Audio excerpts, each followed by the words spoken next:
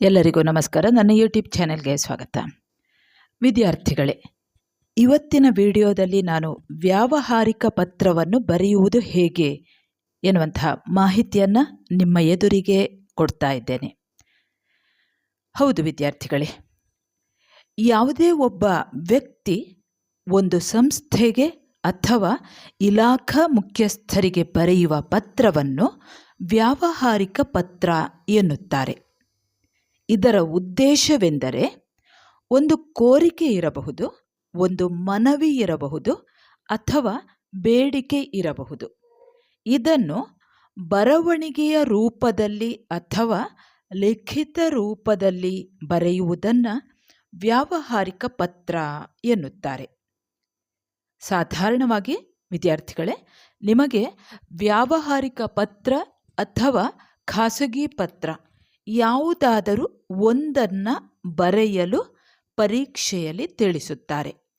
ನಿಮಗೆ ಯಾವುದು ಸುಲಭ ಎನಿಸುತ್ತದೋ ಆ ಪತ್ರವನ್ನು ನೀವು ಬರೆಯಬೇಕು.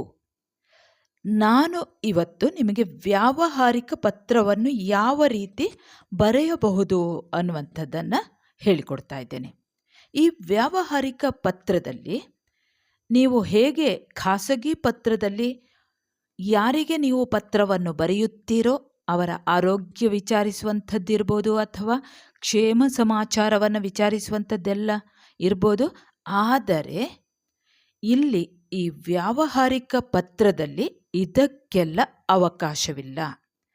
ಆದ್ದರಿಂದ ನಮಗೆ ಯಾವ ಕೆಲಸ ಆಗಬೇಕೋ, ಯಾವ ವ್ಯಕ್ತಿಯಿಂದ, ಯಾವ ಅಧಿಕಾರಿಯಿಂದ ಆ ಕೆಲಸ ಆಗಬೇಕೋ ಆ ಕೆಲಸವನ್ನು ನಾವು ಸ್ಪಷ್ಟವಾಗಿ ತಿಳಿಸಬೇಕು. ಅಂದರೆ ನಮಗೆ ಅಥವಾ ನಮ್ಮ ಊರಿಗೆ ಯಾವುದೋ ಒಂದು ಕೆಲಸವಾಗಬೇಕು, ಅದಕ್ಕೆ ಸಂಬಂಧಿಸಿದಂತೆ ಅಧಿಕಾರಿಗಳಿಗೆ ಆ ಕೆಲಸ ಮಾಡಿಕೊಡುವಂತೆ ಅಥವಾ ಆ ವ್ಯವಸ್ಥೆಯನ್ನು ಸರಿ ಮಾಡುವಂತೆ ಅಥವಾ ದೊರಕಿಸಿಕೊಡುವಂತೆ ಅಧಿಕಾರಿಗಳಿಗೆ ಬರೆಯುವಂತಹ ಪತ್ರವೇ ವ್ಯಾವಹಾರಿಕ ಪತ್ರ. ಈ ವ್ಯಾವಹಾರಿಕ ಪತ್ರದಲ್ಲಿ ನಿಮಗೆಲ್ಲ ಗೊತ್ತಿದ್ದ ಹಾಗೆ ಒಟ್ಟಿಗೆ 8 ಅಂಶಗಳಿವೆ. ಮೊದಲನೆಯದು, ಯಾರು ಪತ್ರವನ್ನು ಬರೆಯುತ್ತಾರೋ ರಿಂದ, ಇವರಿಂದ ಅಂದರೆ ನಿಮ್ಮ ವಿಳಾಸ, ರಿಂದ ವಿಳಾಸ. ಎರಡನೆಯದಾಗಿ ದಿನಾಂಕ. ಈ ವಿಳಾಸದ ಕೆಳಗಡೆಯೇ ದಿನಾಂಕವನ್ನು ಬರೆಯಬಹುದು ಅಥವಾ ನಿಮ್ಮ ಆ ಒಂದು ಪತ್ರದ ಉತ್ತರ ಭಾಗದಲ್ಲಿ ಬಲಭಾಗದಲ್ಲಿ ಆ ಒಂದು ವಿಳಾಸವನ್ನು ಬರೆಯಬಹುದು. ವಿಳಾಸದ ಕೆಳಗೆ ಬರೆದರೆ ಉತ್ತಮ. ಇನ್ನು ಮೂರನೆಯದ್ದು ಗೆ ವಿಳಾಸ. ನೀವು ಪತ್ರವನ್ನು ಯಾರಿಗೆ ಬರೆಯುತ್ತಿದ್ದೀರೋ ಆ ವಿಳಾಸವನ್ನು ಸ್ಪಷ್ಟವಾಗಿ ಬರೆಯಬೇಕು. ಒಂದನ್ನು ಗಮನಿಸಬೇಕು ವಿದ್ಯಾರ್ಥಿಗಳೇ, ನೀವು ಪರೀಕ್ಷೆಗೆ ನಿಮ್ಮ ವಿಳಾಸವನ್ನು ಬರೆಯುವಾಗ ಅಲ್ಲಿ ಹೆಸರನ್ನು ಮತ್ತು ನಿಮ್ಮ ಊರು ಜಿಲ್ಲೆಯನ್ನು ಬರೆಯಬಾರದು, ನಮೂದಿಸಬಾರದು. ಇಲ್ಲಿ ಆ ಬ ಕ ಅಥವಾ XXX ಹೀಗೆ ನೀವು ಬರಿತಾ ಹೋಗ್ಬೋದು. ವಿಳಾಸವನ್ನು ಬರೆಯಬೇಡಿ. ಅಂದರೆ ನೀವು ಹೊರಗೆ ಯಾವುದಾದ್ರೂ ಪತ್ರವನ್ನು ಬರೀಬೇಕು, ವ್ಯಾವಹಾರಿಕ ಪತ್ರವನ್ನು ಬರೆಯಬೇಕು ಅನ್ನುವಾಗ ನೀವು ನಿಮ್ಮ ವಿಳಾಸ ಬರೆಯಬೇಕು. ಆದರೆ ನಾನಿಲ್ಲಿ ಹೇಳ್ತಾ ಇರುವಂಥದ್ದು ಪರೀಕ್ಷೆಯಲ್ಲಿ ಬರೆಯುವಾಗ. ಇಲ್ಲಿ ಮೂರನೆಯದು ಗೆ ವಿಳಾಸ, ಅದು ಸ್ಪಷ್ಟವಾಗಿ ಬರೆಯಬೇಕು. ನಾಲ್ಕನೆಯದು ಗೌರವ ಸಂಬೋಧನೆ. ಐದನೆಯದ್ದು ವಿಷಯ. ಆರನೆಯದು ಪತ್ರದ ಒಡಲು. ಏಳನೆಯದು ಮುಕ್ತಾಯ. ಎಂಟನೆಯದು ಸಹಿ. ಇವಿಷ್ಟು ಅಂಶಗಳು ವ್ಯಾವಹಾರಿಕ ಪತ್ರದಲ್ಲಿ ಕಡ್ಡಾಯವಾಗಿ ಇರಲೇಬೇಕು. ಈ ವ್ಯಾವಹಾರಿಕ ಪತ್ರದಲ್ಲಿ ಸಾಧಾರಣವಾಗಿ ಯಾವ ವಿಷಯ ಮತ್ತು ಯಾರಿಗೆ ಬರೆಯಬೇಕು ಎಂಬುದನ್ನು ಮೊದಲೇ ಸೂಚಿಸಲಾಗಿರುತ್ತದೆ. ಮೊದಲು ಯಾವ ಯಾವ ಇಲಾಖೆಯಲ್ಲಿ ಯಾವ ಯಾವ ಅಧಿಕಾರಿಗಳು ಇರುತ್ತಾರೆ ಎಂಬುದನ್ನು ನೀವು ಮೊದಲೇ ತಿಳಿದುಕೊಂಡಿರಬೇಕು. ಪರೀಕ್ಷೆಯ ದಿನ ಹತ್ತಿರ ಬರುವಾಗ ಮಾತ್ರ ಎಚ್ಚರವಾಗುವುದಲ್ಲ, ಮೊದಲೇ ಇದಕ್ಕೆಲ್ಲ ತಯಾರಿಯನ್ನು ನಡೆಸಿಕೊಂಡಿರಬೇಕು. ಈಗ ಪಂಚಾಯಿತಿಗೆ ಒಂದು ಅಥವಾ ತಾಲೂಕು ಪಂಚಾಯಿತಿಗಿರ್ಬೋದು ಅಥವಾ ಜಿಲ್ಲಾ ಪಂಚಾಯಿತಿಗೆ ಒಂದು ಪತ್ರವನ್ನು ಬರೆಯಬೇಕು. ಆಗ ಆ ಪತ್ರವನ್ನು ಬರೆಯಬೇಕಾದರೆ ಅಲ್ಲಿ ಏನನ್ನು ಬರೆಯಬೇಕು ಅನ್ನೋದನ್ನು ಮೊದಲಿಗೆ ಗಮನದಲ್ಲಿ ಇಟ್ಟುಕೊಳ್ಳಿ. ಅಲ್ಲಿ ಇರುವಂಥದ್ದೇ ಅಧ್ಯಕ್ಷರು ಅಥವಾ ಕಾರ್ಯದರ್ಶಿಗಳಿಗೆ ಬರೆಯಬೇಕು ಎಂಬುದನ್ನು ನೀವು ಮೊದಲು ತಿಳಿದುಕೊಳ್ಳಬೇಕು. ಅಥವಾ ಇನ್ನು ಗ್ರಂಥಾಲಯಕ್ಕೆ ಪತ್ರವನ್ನು ಬರೆಯಿರಿ ಅನ್ನುವಂಥದ್ದಿರ್ಬೋದು.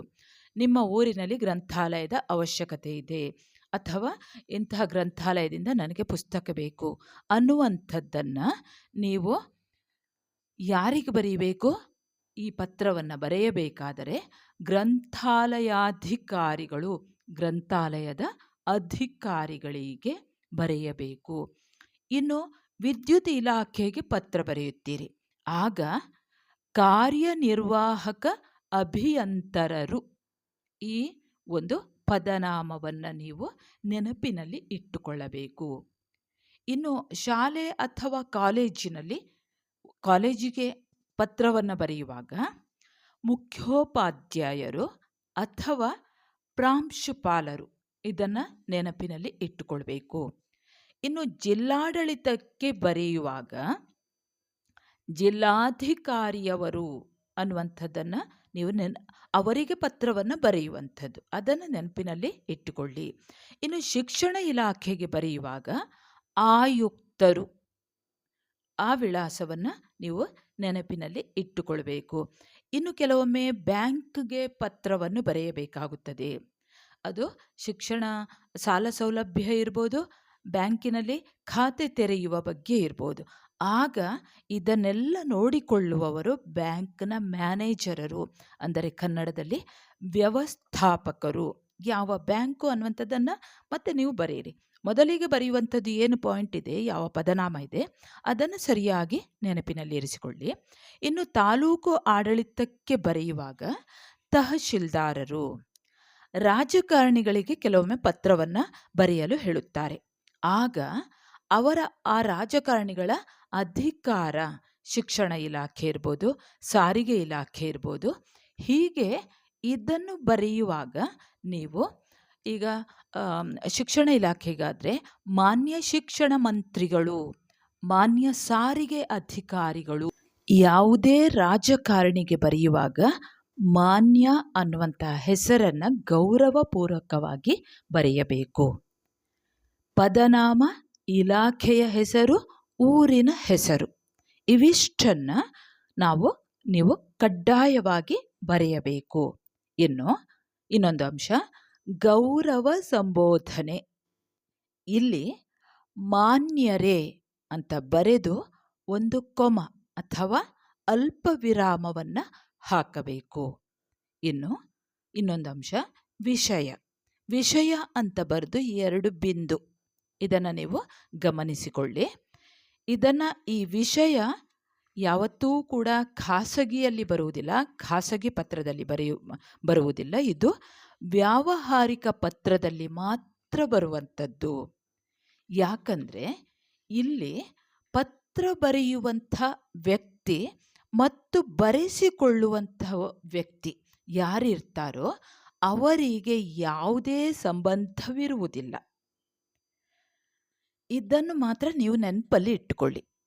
ವಿಷಯವನ್ನು ಒಂದು ಸಾಲು ಅಥವಾ 2 ಸಾಲಿನಲ್ಲಿ ಮಾತ್ರ ಬರೆಯಬೇಕು. ನೆನಪಲ್ಲಿಟ್ಕೊಳ್ಳಿ, ಒಂದು ಸಾಲು ಅಥವಾ 2 ಸಾಲಿನಲ್ಲಿ ಮಾತ್ರ ಬರೆಯಬೇಕು. ಉದಾಹರಣೆಗೆ, ನಮ್ಮೂರಿಗೆ ಹೊಸ ಗ್ರಂಥಾಲಯ ಕೋರಿ, ಅಥವಾ ಅಂಕಪಟ್ಟಿ ಮತ್ತು ವರ್ಗಾವಣೆ ಪತ್ರ ನೀಡುವಂತೆ ಕೋರಿ. ಹೀಗೆ ಯಾವ ವಿಷಯವನ್ನು ಕೊಟ್ಟಿರುತ್ತಾರೋ ಆ ವಿಷಯದ ಕುರಿತು ಬರೆಯಬೇಕು. ಇನ್ನು ವಿಷಯ ಒಡಲು ಅಂತ ಹೇಳ್ತೇವೆ. ಈ ಒಡಲಿನಲ್ಲಿ ಈಗ ಗ್ರಂಥಾಲಯದ ಬಗ್ಗೆ ಒಂದು ಪತ್ರವನ್ನು ಕೇಳಿದ್ದಾರೆ ಅನ್ನೋದನ್ನು ನೀವು ಕೊಟ್ಟಿದ್ದಾರೆ ನಿಮಗೆ. ಆಗ ಆ ಗ್ರಂಥಾಲಯ ನಿಮಗೆ ಮತ್ತು ನಿಮ್ಮ ಊರಿನವರಿಗೆ ಎಷ್ಟು ಮುಖ್ಯವಾಗಿರುತ್ತದೆ ಅನ್ನೋದನ್ನು ನೀವು ಈ ವಿಷಯದ ಒಡಲಿನಲ್ಲಿ ಸ್ಪಷ್ಟವಾಗಿ ಹೇಳಬೇಕು. ಅಥವಾ ನಿಮ್ಮ ಊರಿನ ವಿದ್ಯುತ್ ಸೌಲಭ್ಯ, ರಸ್ತೆ ಸೌಲಭ್ಯ ಆಯಾ ಇಲಾಖೆಗೆ ಸಂಬಂಧಿಸಿ ಬರೆಯಬೇಕು. ಅದಕ್ಕೆ ಹೇಳುವಂಥದ್ದು, ಈ ಪತ್ರವನ್ನು ಬರೆಯುವಾಗ ನಿಮಗೆ ಕನಿಷ್ಠ ಜ್ಞಾನ ತುಂಬ ಮುಖ್ಯವಾದದ್ದು. ಹಾಗಾಗಿ ನೀವು ಮೊದಲೇ ಯಾವ ಇಲಾಖೆಗೆ ಯಾವ ವಿಷಯ ಅದು ನಿಮಗೆ ಅಥವಾ ನಿಮ್ಮ ಊರಿನವರಿಗೆ ಎಷ್ಟು ಮುಖ್ಯವಾಗಿರ್ತದೆ ಅನ್ನೋದನ್ನು ನೀವು ಚೆನ್ನಾಗಿ ತಿಳ್ಕೊಂಡಿರಬೇಕು. ಇನ್ನು ಕೊನೆಯದಾಗಿ ಮುಕ್ತಾಯ, ಸಹಿಯ ಮೊದಲು ಮುಕ್ತಾಯ ಅನ್ನುವಂಥದ್ದು. ಇಲ್ಲಿ ನೀವು ಯಾವ ರೀತಿ ಬರೆಯಬೇಕು ಅಂದರೆ, ವಂದನೆಗಳೊಂದಿಗೆ. ಮುಕ್ತಾಯ ಅಂತ ಅಲ್ಲಿ ಬರೀಲಿಕ್ಕಿಲ್ಲ. ನೀವು ಈ ವಿಷಯದ ಒಡಲನ್ನು ಬರೆದ ನಂತರ, ವಿಷಯ ನಿರೂಪಣೆ ಮಾಡಿದ ನಂತರ ಕೆಳಗಿನ ಸಾಲಲ್ಲಿ ವಂದನೆಗಳೊಂದಿಗೆ ಎಂದು ಬರೆಯಬೇಕು. ಇನ್ನು ಪತ್ರದ ಬಲಭಾಗದಲ್ಲಿ ಇಂತಿ ತಮ್ಮ ವಿಶ್ವಾಸಿ ಎಂದು ಬರೆಯಬೇಕು. ಅದರ ಕೆಳಗೆ ಸಹಿಯನ್ನು ಹಾಕಬೇಕು. ಸಾಧಾರಣವಾಗಿ ನಿಮ್ಮ ಪರೀಕ್ಷೆಗೆ ಯಾವೆಲ್ಲ ವಿಷಯಗಳನ್ನು ಕೇಳಬಹುದು, ನೀವು ಈಗಾಗಲೇ ಕ್ವಶನ್ ಪೇಪರ್ಗಳನ್ನು, ಪ್ರಶ್ನೆ ಪತ್ರಿಕೆಗಳನ್ನು ನೋಡಿದರೆ ನಿಮಗೆ ಗೊತ್ತಿರ್ತದೆ ಯಾವುದೆಲ್ಲ ವಿಷಯಗಳನ್ನು ವ್ಯಾವಹಾರಿಕ ಪತ್ರವಾಗಿ ಕೇಳಿರ್ತಾರೆ ಅನ್ನುವಂಥದ್ದು. ಇದನ್ನು ನೆನಪಿನಲ್ಲಿ ಇಟ್ಟುಕೊಳ್ಳಿ. ಅಂಕಪಟ್ಟಿ ಮತ್ತು ವರ್ಗಾವಣೆ ಪತ್ರ, ಬ್ಯಾಂಕಿನಿಂದ ಸಾಲ ಸೌಲಭ್ಯ ಅಥವಾ ಶೈಕ್ಷಣಿಕ ಸಾಲ ಸೌಲಭ್ಯ ಅಥವಾ ಖಾತೆಯನ್ನು ತೆರೆಯಲು, ಕೆಟ್ಟು ಹೋದ ರಸ್ತೆಯನ್ನು ರಿಪೇರಿ ಮಾಡುವಂತೆ, ಊರಿಗೆ ಬಸ್ ವ್ಯವಸ್ಥೆಯನ್ನು ಕಲ್ಪಿಸಲು ಅಥವಾ ಪುಸ್ತಕ ಕಳುಹಿಸುವಂತೆ ಗ್ರಂಥಾಲಯಕ್ಕೆ ಒಂದು ಪತ್ರವನ್ನು ಬರೆಯಿರಿ. ಇಲ್ಲಿ ಈ ಪುಸ್ತಕವನ್ನು ಕಳುಹಿಸುವಂತೆ ಅನ್ನುವಂಥದ್ದನ್ನು ಬರೆಯುವಾಗ ನೀವು ಕನಿಷ್ಠ ಕೆಲವೊಂದು ಪುಸ್ತಕಗಳ ಹೆಸರುಗಳನ್ನು ಬರೆಯಬೇಕು ಮತ್ತು ಆ ಲೇಖಕರ ಹೆಸರುಗಳನ್ನು ಬರೆಯಬೇಕು. ಇಲ್ಲದಿದ್ದಲ್ಲಿ ಇಂತಹ ಪತ್ರ ಬಂದಾಗ ನೀವು ಕಕ್ಕಾಬಿಕ್ಕಿ ಆಗ್ತೀರಿ.